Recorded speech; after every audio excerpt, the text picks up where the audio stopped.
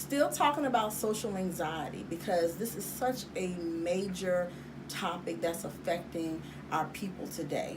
And it doesn't seem like it's very significant, but honestly, to the person who has it or struggles with it, it is very significant. So I'm going to give you a few examples of what I'm talking about. Number one, speaking from personal experience, I know I told you already I struggle with social anxiety. And so let me tell you what this looks like. I'll give you a little example. So I'm a member of a sorority, and I love my sorority, and there are usually months and months or even a couple of years that I may not see certain sorority members.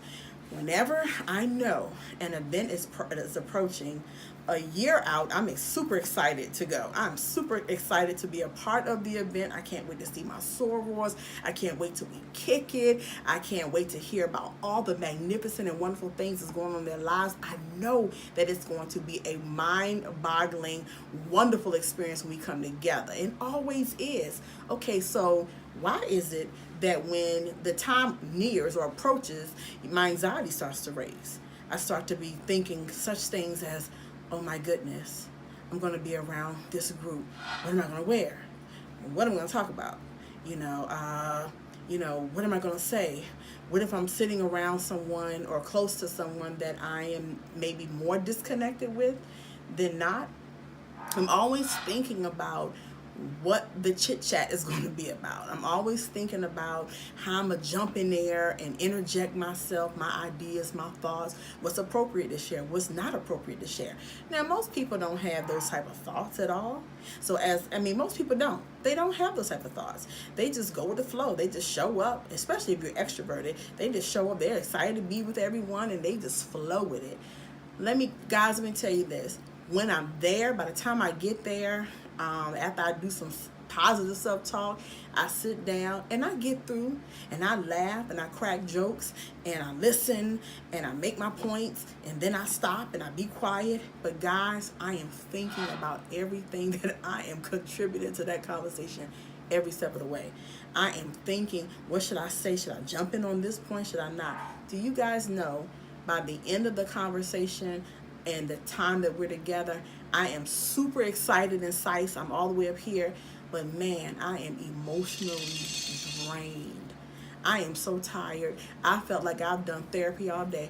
I don't have nothing else to say to anyone. I walk away taking a deep breath and exhaling like, whew, I made it. I made it this time. And it's funny, and you all may be thinking, what in the world? Are you for real? But yes, I'm for real. This is true of people with social anxiety.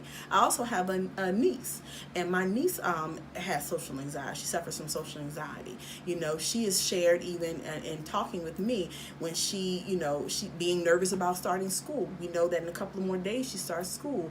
She hasn't seen some certain people in a while, and so she feels disconnected by certain people. She doesn't know what she's going to say to them. She doesn't know if they're going to be offended because she hasn't reached out to them all summer long.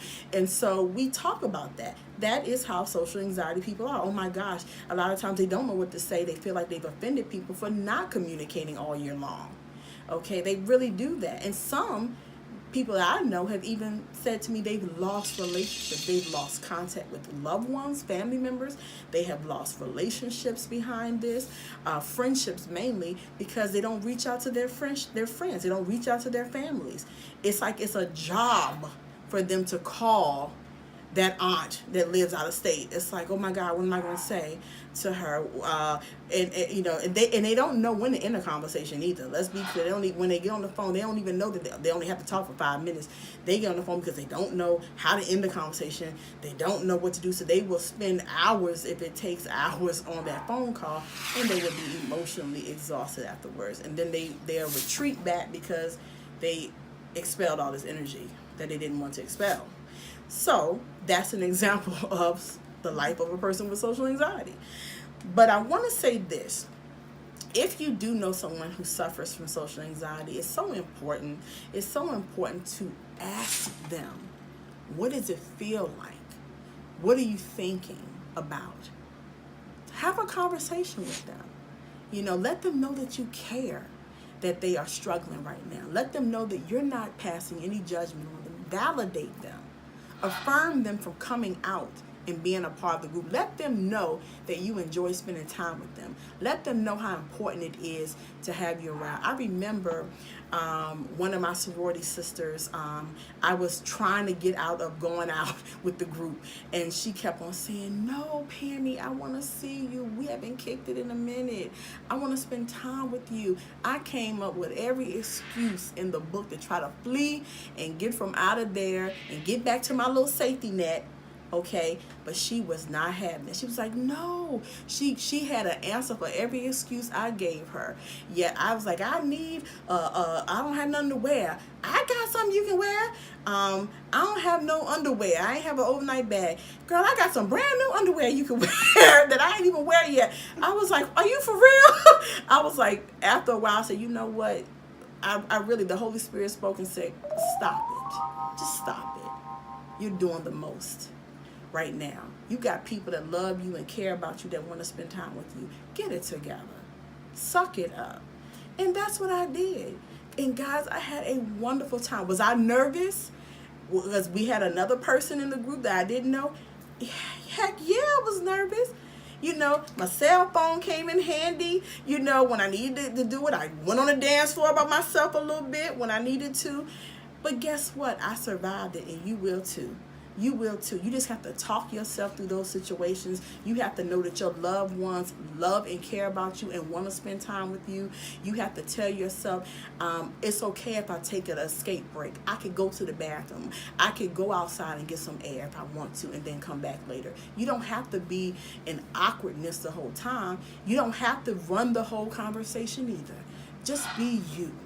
Just be who God made you to be. If he wanted us all to be extroverted with big personalities, he would have made us to be all extroverts with big personalities, but he did not do that. So be okay with the skin that you're in, okay? And I love you so much. I really, truly hope that this self-disclosure, this topic, these examples have helped you in some way or will help someone that you know. So please, take the time to share this with friends, loved ones, family members. Check us out on Queenship Women, the YouTube channel. Please, if you have any questions or you will want to hear about more topics or even for me to expand on this one, please hit me up and my sister at queenshipwomen@gmail.com. We love you guys. We want to hear from you. Share our videos, like our videos, subscribe to us, and we will do the same with you. God bless you. Good night.